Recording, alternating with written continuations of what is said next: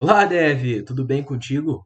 Seja muito bem-vindo à aula número 20 do nosso curso de React aqui no YouTube. Na aula de hoje, a gente vai ver como trabalhar com listas dentro do React. Um conhecimento que ele é de suma importância, já que tu não vai conseguir construir aplicação nenhuma no ecossistema do React sem em algum momento tu precisar saber como é que faz para construir uma lista. Galera, para quem não sabe, isso aqui é um curso de React, né? Então tu tá na aula 20, ou seja, tem mais 19 aulas antes dessa.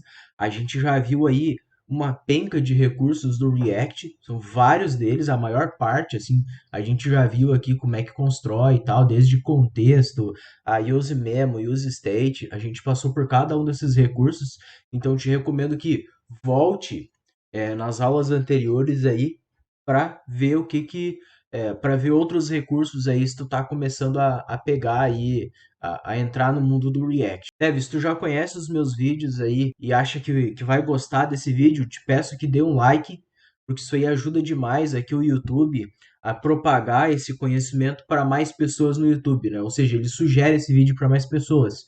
E também, se tu ainda não é inscrito nesse canal, se inscreve aí, porque dessa forma tu vai estar me incentivando diretamente a produzir mais conteúdo. E também vai estar dizendo para o YouTube ali que eu faço um conteúdo bom. Tá, beleza? Vamos pro vídeo ali então, que eu vou mostrar como é que a gente consegue trabalhar com listas aqui no React. Então, galera, se a gente lembrar aí, só recapitulando um pouco, né? A gente está aqui dentro do nosso projeto do React, a gente começou ele totalmente do zero, né? Então a gente tem uma tela simples de login, tem uma tela simples de dashboard, né? A gente construiu aí a parte de contexto do React. Confere nas aulas anteriores aí que eu acho que tu vai gostar de toda essa parte aí que a gente construiu, né? É bem interessante. Não é muita gente aí que ensina certinho como é que se utiliza o contexto, como é que funciona cada coisa, né? E eu tentei me esforçar ao máximo para explicar muito bem. Mas enfim, na aula de hoje a gente vai editar um pouquinho essa tela de dashboard, porque dentro dela a gente vai construir a nossa listagem. Vai ser uma listagem muito simples aí de uma listinha de afazeres, sei lá, alguma coisa assim, bem simples, só para entender inicialmente como é que a gente consegue trabalhar com as listas e as peculiaridades que tem em se trabalhar com essas listas. Primeira coisa, a gente vai começar a limpar um pouco a tela. Tem um monte de coisa aqui, tem um monte de bagunça que a gente não precisa. Eu vou tirar isso aqui tudo, ó. E aqui em cima ele vai dizer que não está mais sendo usado, eu vou apagar isso aqui também. E aí fechou. E aí eu vou apagar aqui também, porque eu não preciso mais disso. Tá? Esse aqui eu vou apagar, mas eu vou deixar o import aqui porque eu já vou usar ele. E este aqui também vou apagar. Esse título eu vou renomear para lista. E aí como é que vai funcionar essa nossa lista? Esse link eu vou apagar também, não preciso mais dele. Recomendação, sempre que vocês estiverem desenvolvendo o código de vocês e vocês refatorar alguma coisa e alguma variável, alguma importação, alguma coisa deixar de ser usada, apaga, porque isso aí é só lixo para o código, é desnecessário, né? Muitas vezes ali o compilador aqui do React, ele até tem a inteligência o suficiente para saber que ele não precisa usar aquela variável, ele remove da compilação, sabe? Mas enfim, fica uma bagunça o código depois, tu vai ficar com um monte de import desnecessário. Né? Então, remove, capricha no teu código aí, remove essas coisas, porque isso aí no futuro tu mesmo vai te agradecer por ter feito isso, tu vai ter um código mais simples e mais legível, tá bom? Então o que eu vou fazer aqui dentro? Eu vou começar importando aqui do React o useState, né? A gente vai usar o useState para poder construir essa lista. Tudo que precisar fazer determinado tipo de interação na nossa interface, ou seja, modificar, a gente vai acabar precisando do state, né? Porque o state a gente consegue armazenar um valor e fazer com que esse valor seja refletido dentro da nossa aplicação de alguma forma. Então, o que eu vou fazer aqui? Const um array, e este array vai ser igual a useState. Eu vou passar a utilizar o state. Esse useState, ó, percebe que ele não reclamou nada aqui, né? Mas, se tu lembrar das aulas anteriores, a gente precisa aqui passar um valor inicial para o nosso state, ou pelo menos dizer qual é a tipagem dele. Como a gente vai estar trabalhando aqui no React com uma lista, certo? Então eu vou passar colchetes vazios. E aí eu vou ver como é que o state ficou. Ó, agora ele está dizendo que é never e um array. É um array de never, um array de nunca, né? Ou seja, nunca vai ter nada nesse array. Então o que eu vou fazer? Eu vou dizer aqui que vai ser uma string lista. Vai ser uma lista de strings. Este meu state. Agora, se eu deixo o mouse no state, ó, é uma lista de strings, valor inicial, uma lista de strings.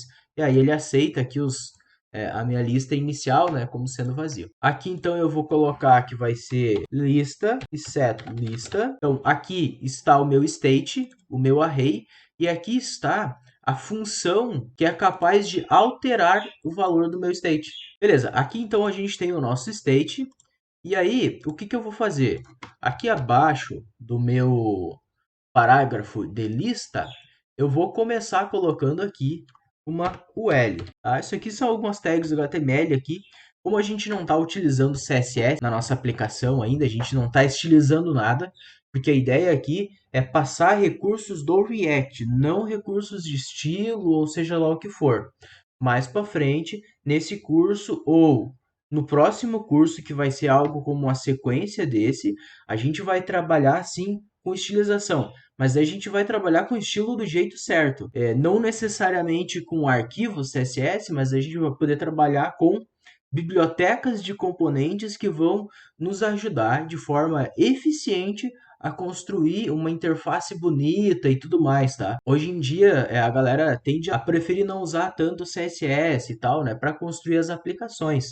Claro, tem muita gente que ainda usa, mas existem meios ali que, em determinados casos, determinado tipo de aplicação que você vai construir, é muito mais eficiente tu nem utilizar o CSS. E eu vou mostrar isso aí para vocês no futuro. Por enquanto, a gente vai usar aqui os recursos básicos que o próprio HTML vai fornecer para a gente, tá? E o L ele vai ajudar a gente a construir uma lista simples aqui, tá beleza?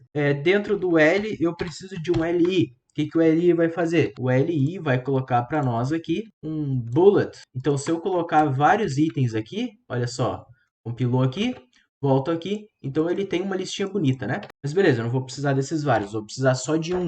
Para construir essa lista no React, a gente vai ver o seguinte: qual é o elemento que eu quero fazer com que ele renderize vários deles? Então vai ser, neste meu caso aqui, vai ser o LI. Tá? Então eu vou fazer o seguinte, eu vou dar um Ctrl X nesse LI aqui, e eu vou fazer o seguinte: coloco os colchetes iniciais aqui para dizer que eu vou inserir JavaScript aqui dentro. E aí eu passo lista.map. O que acontece? Aqui a gente vai ver que tem diversos métodos e coisa arada aí. São métodos auxiliares, né? Funções auxiliares aqui à nossa lista de strings. E aqui, ó, um desses métodos que a gente vai poder usar, né? Métodos auxiliares, é o map. Tem length aqui, que retorna a quantidade, qual é o tamanho da lista. Tem o index of, tem includes, tem um monte de coisa, né? For each também. Mas o que a gente precisa aqui é justamente de um map, porque a gente quer transformar, né? Então, a gente usa o map aqui no React, porque o map ele pega o valor atual de um elemento da lista, por exemplo, uma string, e consegue transformar esse elemento em outra coisa qualquer, tá? Então, vamos lá. Para fazer essa minha lista aqui, eu preciso do map. O map ele é uma função, então eu executo essa função aqui, e aí ele está reclamando. O que o map está reclamando? Olha, map ele precisa receber um callback. Um callback fn, callback function, e recebe por parâmetro nesse callback 3 valores. Então tá, se ele espera receber um callback e um callback function, então eu vou passar uma arrow function aqui para ele. Passei uma arrow function, ele passou a aceitar. E ele está dizendo aqui, ó, que essa arrow function, a arrow function pode receber um value, que é string, um index, ó, um index, né, e um array. Então eu vou copiar isso aqui tudo, passo para minha função. Como a gente tem aqui a tipagem conhecida na nossa lista, o TypeScript consegue identificar automaticamente o tipo do nosso value. Então eu não preciso passar aqui. Então eu posso receber só value, ele já vai entender que é um value do tipo string. O index eu não preciso number e o array eu também não preciso disso. E aí o que ele está fazendo aqui? O map entrega para nós dentro do nosso callback function 3 atributos, 3 parâmetros. Value, que é string, index, que é um number, e array, que é uma array de strings. O que acontece? Como a gente está fazendo um map, né, é como se fosse um for each. Então ele vai entregar para nós o valor atual, ou seja, o map ele vai passar por cada item da lista, e cada vez que ele executar essa callback function que a gente passou aqui dentro, ou seja, esta arrow function, né, cada vez que ele executar, ele vai passar um item da lista diferente no value. E aqui ele vai dizer qual é a posição deste valor na lista. E aqui ele entrega a nossa lista toda. Mas isso aqui a gente nunca usa, tá? Praticamente nunca usa. Então eu deixo ele de lado, eu não preciso receber aquele parâmetro. Mas eu vou receber aqui o index e o value. Então eu vou receber o value para o index tal. Então se eu tiver 3 itens na lista, eu vou ter 3 posições na lista. Então, primeira vez que ele executar isso vai ser na posição 0. O index vai ser 0 e o valor vai ser o valor que estiver na posição 0. Depois, próxima vez, vai ser posição 1, o valor que estiver na posição 1. Depois, valor 2, posição que estiver no valor 2. Valor que estiver na posição 2. E aí, olha só, é um arrow function, aqui ele está reclamando ainda, né? Porque a gente precisa completar essa expressão. Normalmente, no arrow function, a gente vai passar um corpo para ela, né? Desse jeito, e a gente quebra a linha. E aí, o que ele está falando aqui? Olha, este cara todo aqui, ele estava esperando, o arrow function aqui, ó, ele estava esperando um return value, um map expected a return value from arrow function. Então, ele está esperando que tu retorne alguma coisa. Então ele precisa de um retorno. Tu vê que ele já parou de reclamar só por eu ter dado return. Mas aqui o return está dizendo que ele não está aceitando, né? Precisa retornar alguma coisa. E o que eu vou retornar aqui? Lembra que eu dei um Ctrl X no nosso LI? Então eu vou colar o nosso LI aqui. Então olha só o que eu estou fazendo. Eu pego uma lista de strings e o map faz com que eu transforme isso numa lista de JSX Elements. O JSX aqui é o HTML do React ali, né, e tal, que usa para o React. Então, ou seja, eu transformei a minha lista, que era strings, em uma lista de elementos que eu quero renderizar na minha tela. E aqui, ó, no final eu posso colocar um ponto e vírgula só para colocar. Não preciso, se não quiser. Eu vou deixar porque eu gosto. Então eu tenho aqui uma lista de elementos, né, que vão estar condicionados à minha lista aqui de cima do meu state. Então o que eu posso fazer aqui agora? Olha só, lembra que o map vai entregar na minha arrow function vários valores ali, né, conforme a minha lista. Eu posso pegar este value, eu posso passar aqui. Ao invés de eu passar teste fixo, eu passo value. Só que aí que tá o detalhe, tá? Ele não vai mostrar nada na tela para nós ainda. A gente vê aqui no navegador, não mostra nada, porque a gente simplesmente não tem nada na nossa lista. Então eu vou colocar uns valores iniciais aqui. Então coloquei os 3 elementos aqui. Eu vou vir aqui no navegador e aí ele já vai, olha só, renderizar para mim, né? Então o que ele fez ali? Ele renderizou um LI para cada um dos elementos. É assim que a gente consegue fazer essa lista renderizar todos os itens que a gente quer, tá? Mas o que eu vou fazer aqui agora? Eu vou aqui e vou colocar uma input. Vamos deixar essa lista um pouquinho mais dinâmica. Eu vou colocar uma input aqui. Nessa input, eu vou fazer que quando eu teclar Enter, o valor que tiver dentro dela, se for um valor diferente de vazio, eu quero que esse valor vai parar na nossa lista ali em cima. Tá? Então eu vou poder incrementar os valores da nossa lista de forma dinâmica, para vocês verem como já vai atualizando tudo automaticamente aqui embaixo. Tá?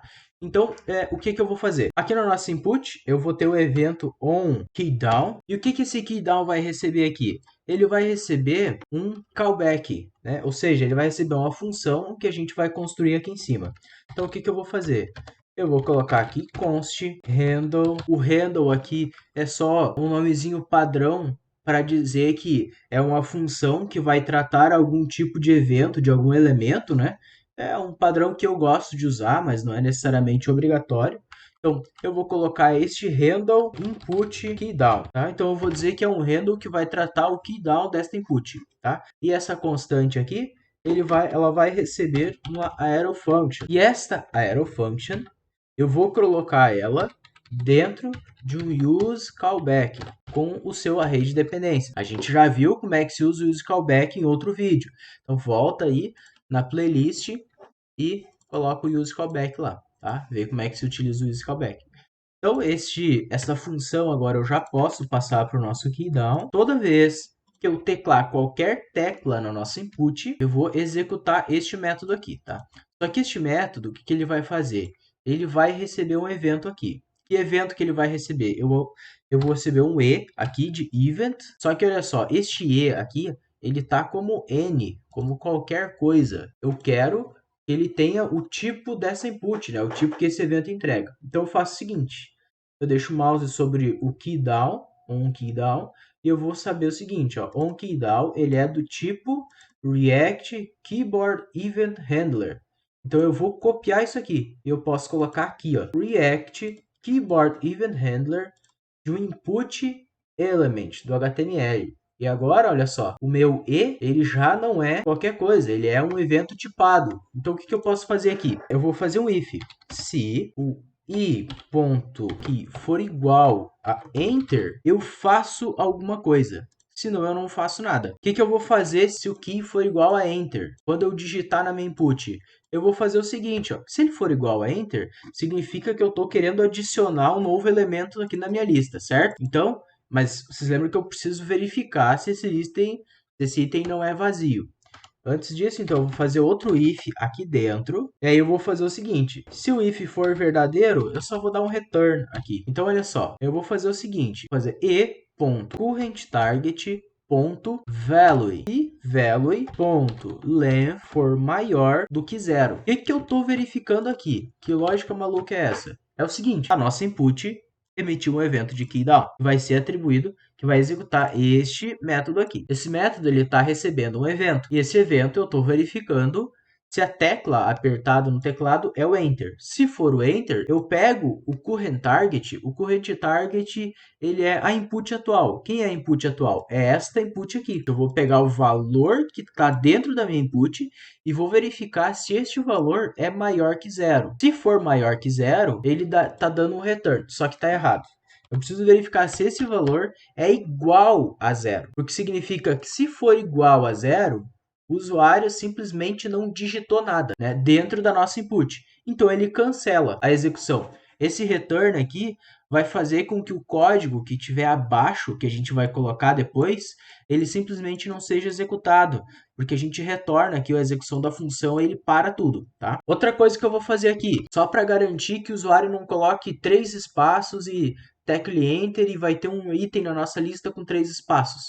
Eu vou colocar value, que é uma string, e um método de acesso que tem nessa string, olha só, eu posso chamar o trim. O trim, ele remove os espaços tanto da frente da string quanto de trás. Então, por exemplo, se o usuário digitar 1, 2, 3 espaços no nosso input, a gente vai remover esses espaços e verificar se sem esses espaços ainda existe alguma letra. Se o valor for 0, significa que ele só digitou espaços, então eu cancelo, tá? E aí, ó, me dei conta que essa validação aqui serve pelas duas. Então, eu não preciso mais dessa. Então, eu verificando só isso, já me garante que o usuário não vai digitar só espaço ou que não vai digitar nada. Então, olha só, o que eu vou fazer agora? Dou um set lista e agora eu posso adicionar aqui dentro o novo valor, que é o novo item da nossa lista, certo? Mas olha só, eu coloquei o set lista. O que a gente normalmente faz, né? Tu coloca set no onChange de alguma coisa, por exemplo, né? Tu coloca o set lista e aí tu passaria o value direto.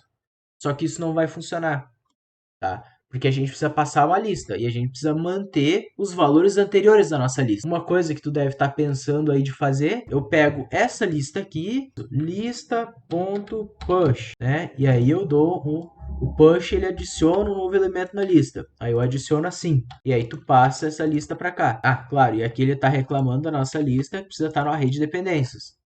Só que deve, o seguinte, tu vai quebrar a cara quando tu fizer isso, porque vai dar problema, tá? Porque o React ele não vai atualizar o teu estado. Porque assim, ó, tu tá tentando adicionar o valor direto no teu state e tu tá passando o teu state para cá, né? De volta. Então ele não vai entender que houve uma alteração. Se tu quer fazer com que o React entenda que está havendo uma alteração nessa lista, tu precisa fazer pelo menos o seguinte. Aqui nessa lista, em vez de passar o lista direto, pode colocar colchetes e pode colocar o spread, que a gente chama aqui no React, né? E aí tu diz o seguinte, olha, eu vou criar uma nova lista, mas eu vou utilizar todos os valores que tinha na lista anterior. Então aqui, ó, o que eu estou fazendo aqui? Eu estou adicionando o elemento na lista, e aí eu pego todos esses elementos e passo para cá. É uma forma de fazer.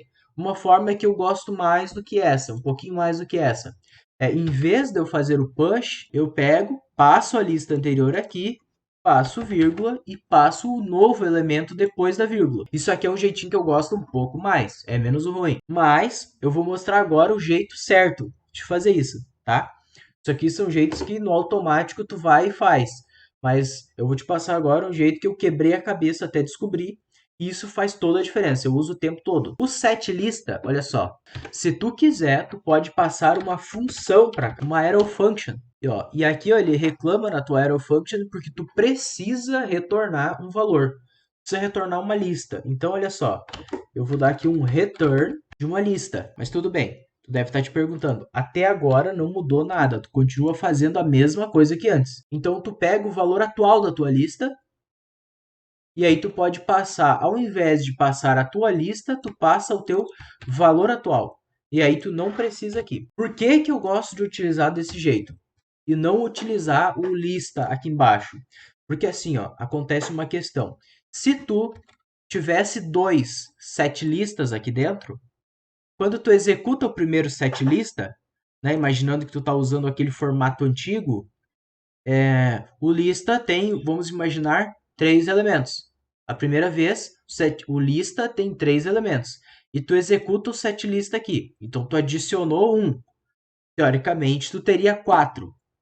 Só que a questão é, a variável lista que tu está recebendo aqui nos parâmetros, ela continua com 3. Então, quando tu executar esse setlist de baixo, tu vai continuar com 3 parâmetros. Então, isso aí vai dar um certo conflito ali. Tá? Então, usando esse old, o que, que vai acontecer? Tu adiciona o primeiro parâmetro na lista, quando tu adiciona o outro, este old lista vai pegar o state atualizado. Então, aqui tu vai ter 4 certo, tá? Então, isso aqui é só o jeitinho certo de fazer esse tipo de alteração quando tu precisar. Vamos voltar aqui para a lista, para renderizar a nossa lista.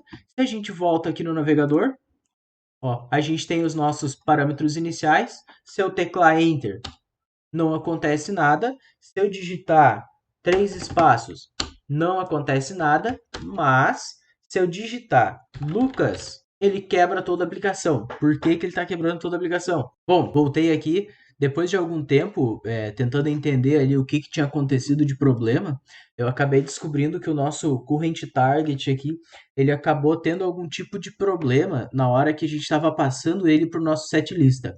Aqui, dentro do nosso if, ele estava funcionando muito bem.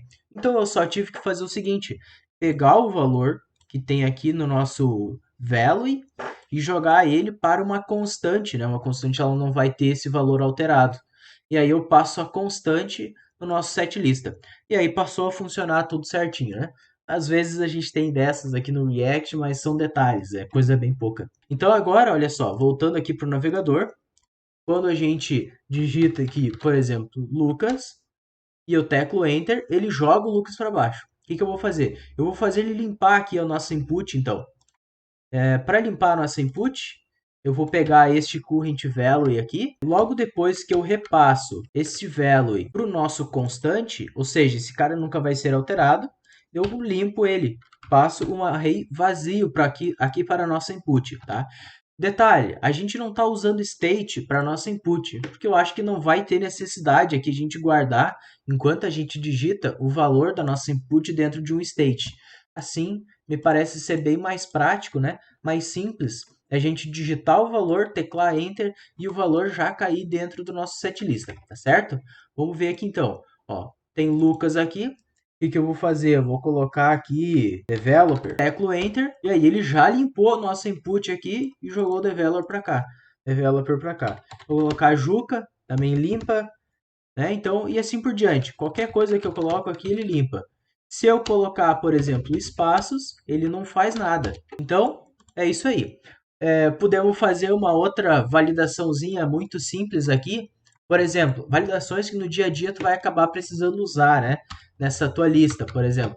Eu posso fazer aqui o seguinte, se oldLista.includes o nosso value, então eu dou um return de oldLista. Eu estou verificando o seguinte, se a minha lista antiga, ou a minha lista atual no caso, ela já tem aquele valor incluído dentro dela, eu posso retornar ela mesma, ou seja, eu não adiciono um novo elemento. Então, olha só, se eu vim aqui, ó, eu já tenho Lucas aqui. Se eu tentar adicionar Lucas de novo, ele não adiciona, né? Então, é só uma validaçãozinha aqui a mais, um pouquinho mais divertida para, enfim, impedir que o usuário digite várias coisas. Então, uma outra questão que eu quero mostrar antes da gente finalizar aqui é que é o seguinte, o React, ele tem uma validação. em cima das listas. Tem uma peculiaridade, né? Para garantir a performance, ele vai te pedir que tu informe um elemento chamado key na nossa lista, no nosso item de lista, sempre. Olha só, eu dei um reload aqui, e aí, ó, aqui no terminal a gente consegue ver o warning, ó. Each child of a list should have a unique key prop. Ou seja, aqui no na nossa lista, no nosso map, o nosso elemento li, ele precisa ter uma key. E essa key tem que ser o valor único. O que é o valor único da nossa lista? É o value. Esse index eu vou apagar porque a gente nunca vai precisar dele, aparentemente, aqui neste momento. A gente não vai precisar dele. Então, o nosso key aqui vai ser o value, ou seja, um valor único. Né? A gente até colocou uma validação aqui para impedir que a gente coloque valores duplicados. E aí, desse jeito, o React ele consegue melhorar muito mais a performance da nossa aplicação, tá? Então, eu vou tentar colocar aqui, ó, teste 1, e ele não deixa, né? Eu vou dar um reload aqui, olha só.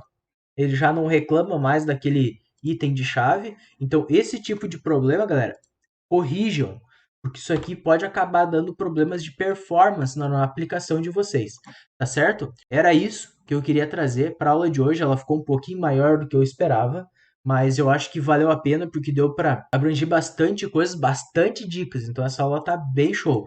Se tu gostou dessa aula, dá um like no vídeo, porque isso aí vai ajudar o YouTube a entender que essa aula é de qualidade e tudo mais, e vai compartilhar ela com mais pessoas.